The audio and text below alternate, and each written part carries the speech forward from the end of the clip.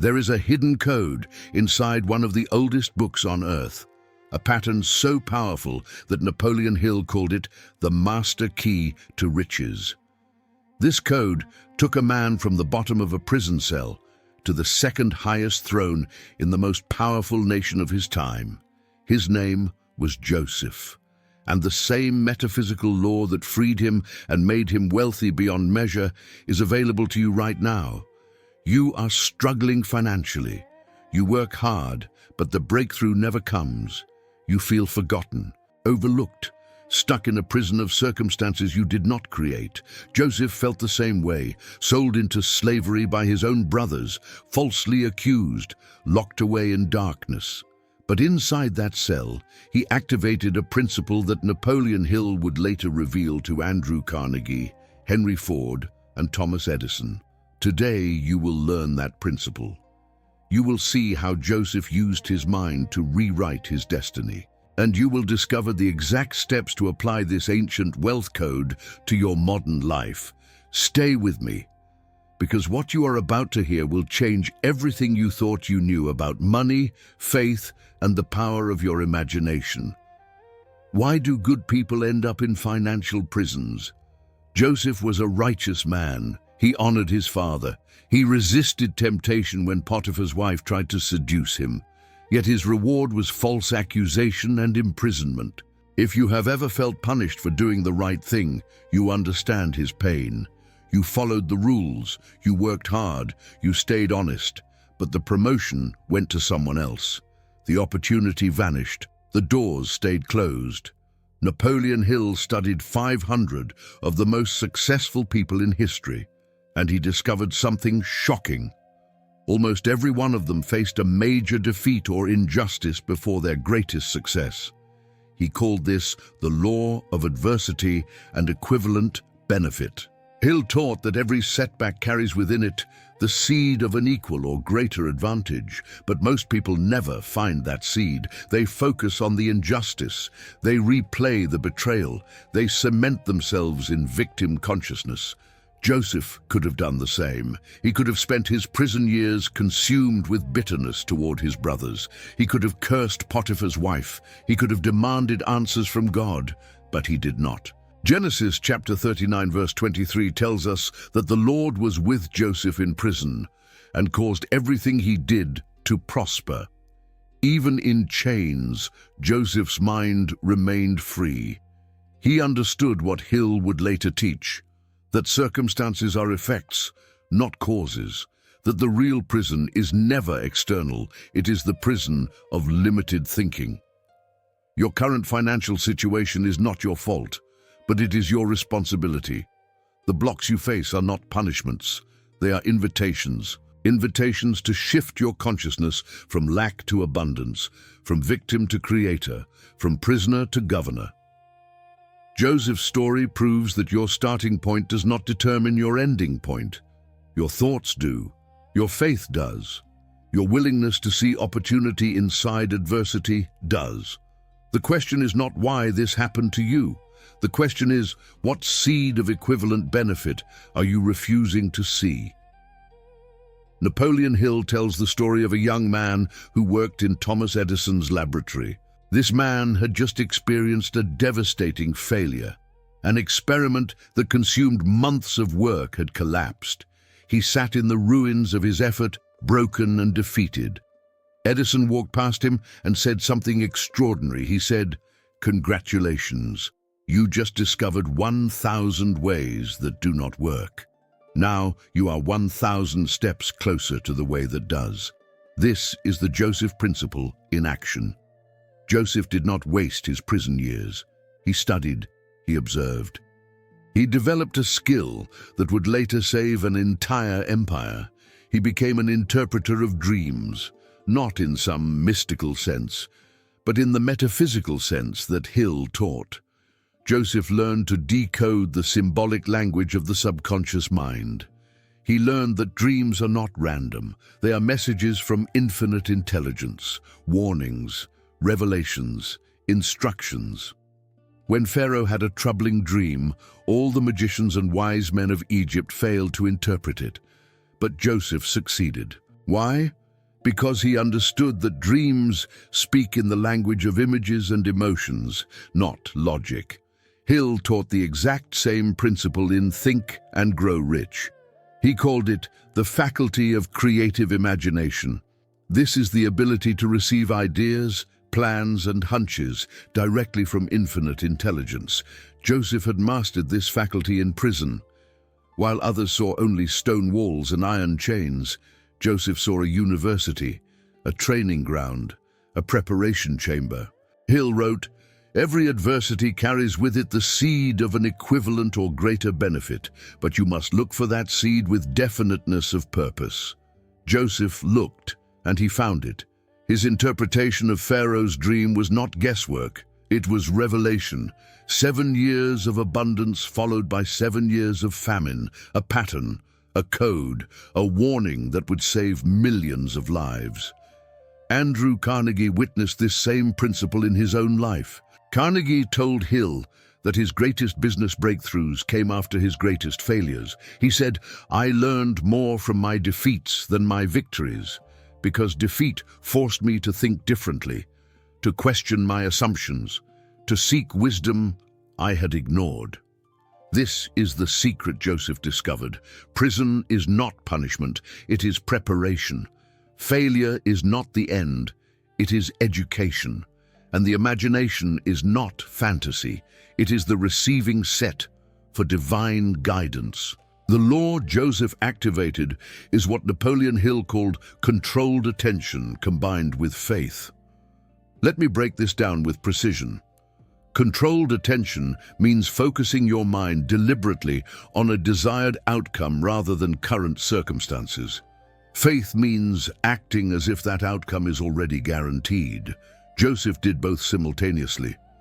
While imprisoned, Joseph could have focused his attention on injustice, on his brother's betrayal, on the false accusation, on the cold stone walls. Instead, he focused his attention on service. Genesis tells us he served the other prisoners. He helped them. He interpreted their dreams. He made himself valuable even when he had nothing. This is the law of increasing returns that Earl Nightingale later taught. Nightingale said, "The amount of money you earn will always be in exact proportion to the need for what you do, your ability to do it, and the difficulty of replacing you." Joseph made himself irreplaceable, not through manipulation, not through politics, but through service rooted in faith. He knew something the other prisoners did not know, that the universe rewards useful service, that infinite intelligence guides those who serve others with excellence. Hill wrote in, "The master key to riches. Riches begin in the form of thought. And the starting point of all riches is a definiteness of purpose backed by faith." Joseph had definite purpose, not to escape, not to get revenge, but to be ready when opportunity arrived. And when Pharaoh's butler was released from prison, Joseph asked him for help. He planted a seed.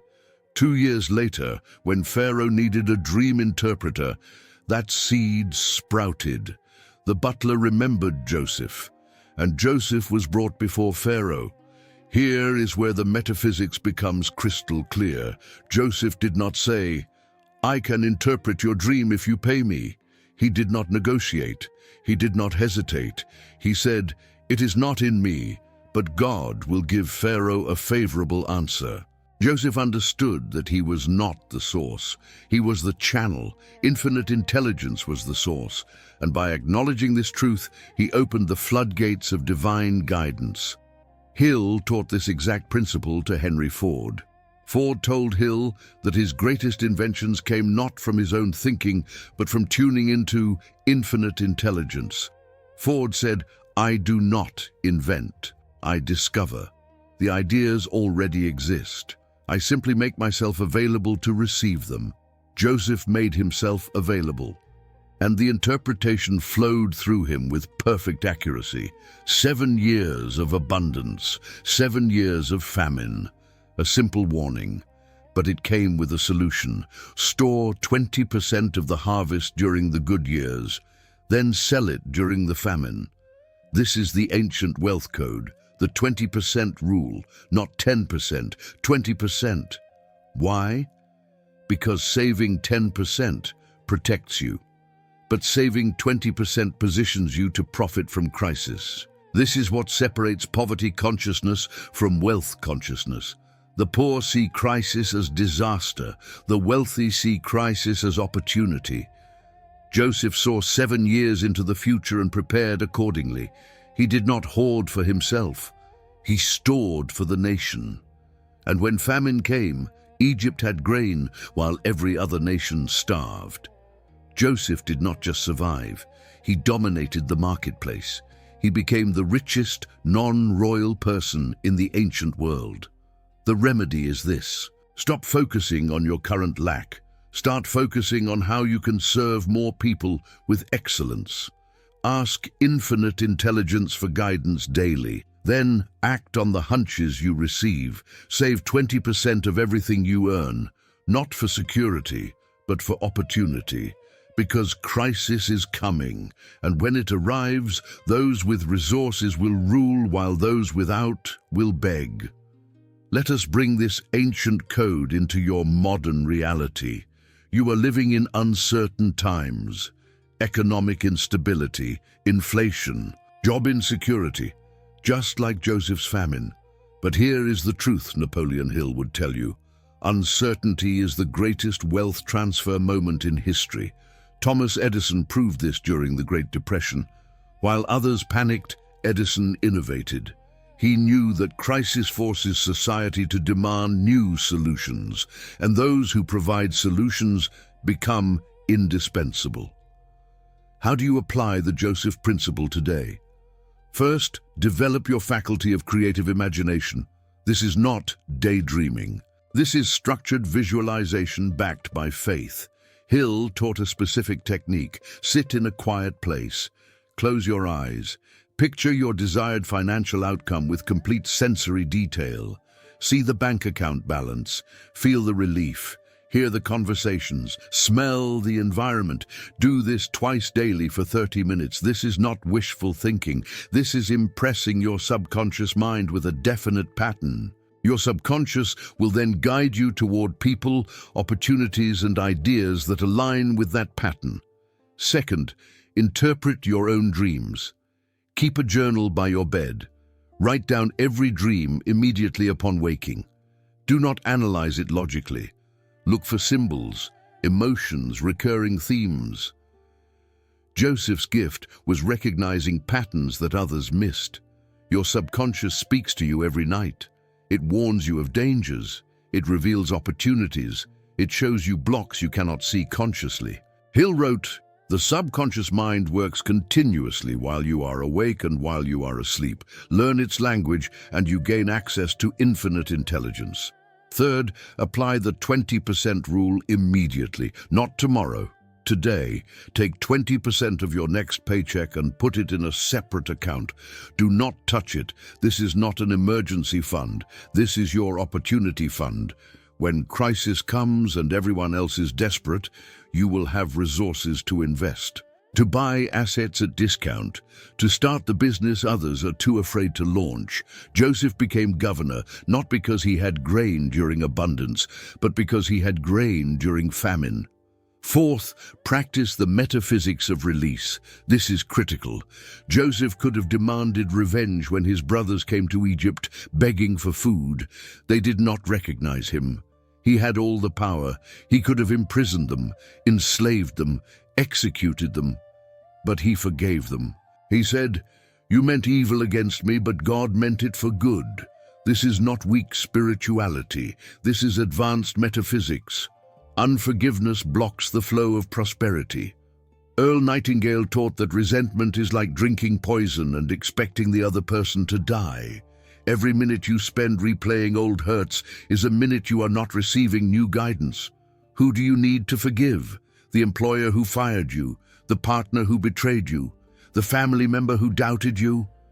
Release them, not for their sake, for yours, because holding on to anger keeps you in the prison. And Joseph's entire story teaches one lesson. Your freedom has nothing to do with changing other people. It has everything to do with changing your consciousness. Fifth, adopt the governor of Egypt mindset. Joseph did not think like a prisoner even when he was in chains. He thought like a ruler. He served with excellence. He prepared for leadership. He acted as if his promotion was guaranteed. Hill called this acting with faith. You must start thinking like the successful person you intend to become before the success arrives. If you want to earn six figures, start studying how six-figure earners think, how they manage time, how they make decisions, how they handle money. Do not wait until you have the money to think like a wealthy person. Think like a wealthy person and the money will follow. Andrew Carnegie told Napoleon Hill something profound. He said, "The man who does more than he is paid for will soon be paid for more than he does." Joseph proved this principle 3,000 years before Carnegie was born. He served excellently in prison with no promise of reward, and his reward came, not because he demanded it, but because he had prepared for it. Let me bring this all together as a metaphysical resolution. Joseph's story is your story. The prison is any limitation you face right now. The false accusation is any injustice you have suffered. The brothers who betrayed you are any people who hurt you. And the dream you carry is the vision God has placed in your heart. You have a choice. You can focus on the walls, or you can focus on the training. Napoleon Hill spent 20 years studying success, and his conclusion was absolute. Riches begin as a state of mind, not as a pile of money. Joseph became rich in his mind long before Pharaoh promoted him. He saw himself as valuable, as guided, as prepared, and the outer world eventually reflected that inner conviction. Hill wrote, "Whatever the mind can conceive and believe, it can achieve." Joseph conceived freedom while in chains. He believed in his purpose when no evidence supported it. And he achieved rulership over the most powerful empire on earth. The lesson is complete. Crisis is not your enemy, it is your invitation. Adversity is not punishment, it is preparation. And imagination is not fantasy. It is the communication line between you and infinite intelligence. Use it, trust it, act on it. Now I want to invite you into something special. This channel exists for one reason: to translate ancient metaphysical wisdom into practical financial and spiritual freedom.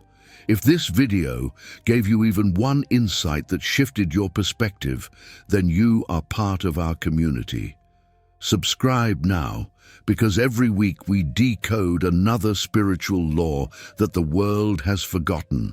Another Napoleon Hill principle, another success story that proves the invisible laws are more real than the visible circumstances. You are not here by accident. You were guided to this message, and guidance always comes with responsibility. The responsibility to apply what you have learned, to test these principles in your own life, to become living proof that the Joseph principle still works today. I will leave you with the words Napoleon Hill spoke to Andrew Carnegie when they first met. Carnegie asked him, "If I give you the formula for success, will you spend 20 years testing it and teaching it to the world without pay?" Hill said yes, and that decision changed millions of lives.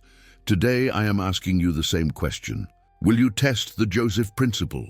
Will you save 20%? Will you serve with excellence? Will you forgive those who hurt you?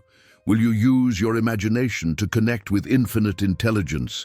Your answer will determine whether you stay in the prison or step into the palace. The code is yours. The choice is yours. The power has always been yours. Go now and manifest your destiny.